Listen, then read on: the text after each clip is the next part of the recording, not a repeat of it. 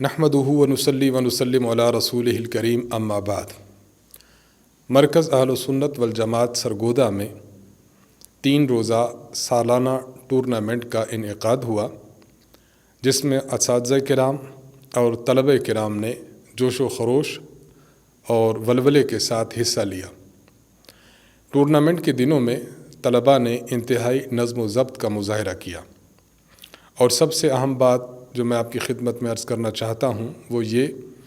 کہ استاذ محترم حضرت متکلم اسلام مولانا محمد الیاس گھمن صاحب دامت برکاتہم العالیہ، آپ ایک بات بار بار ارشاد فرمایا کرتے ہیں کہ انسان کو عقائد، مسائل بلکہ زندگی کے ہر شعبہ میں اعتدال سے کام لینا چاہیے۔ اعتدال سے اتر جانا یا اعتدال سے گزر جانا یہ انسان کے نقصان کا سبب ہے۔ اس اعتدال کے درس کا عملی مظاہرہ بحمد اللہ تعالی ہمارے ان 3 روزہ ٹورنامنٹ کے دنوں میں ہوا کہ طلبہ کرام نے جہاں دن بھر ٹورنامنٹ میں حصہ لیا، مختلف کھیل کھیلتے رہے، وہاں طلبہ کرام کے تہجد، ذکر و اذکار، تلاوت، نوافل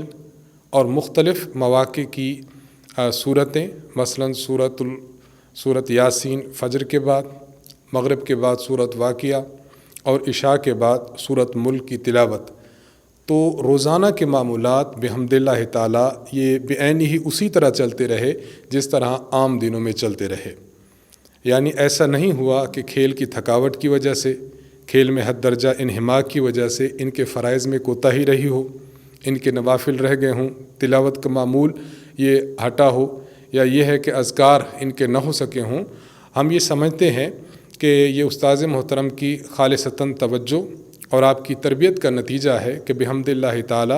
تمام طلباء اور تمام اساتذہ اس اعتدال کے ساتھ کھیلوں میں شریک رہے، اس طرح شریک رہے کہ ان کے معمولات، فرائض، واجبات، تلاوت، اذکار میں کسی قسم کی کمی نہیں آئی۔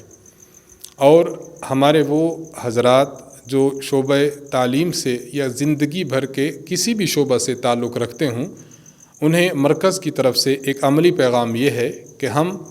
اپنی زندگی کی جن سرگرمیوں میں بھی شریک رہیں، لیکن ہمیں اپنے معمولات کی حد درجہ پابندی کرنی چاہیے، اپنے فرائض، واجبات، ذکر و اذکار اور تلاوت سے کسی لمحہ بھی غافل نہیں رہنا چاہیے۔ وآخر دعوانا ان الحمد للہ رب العالمین۔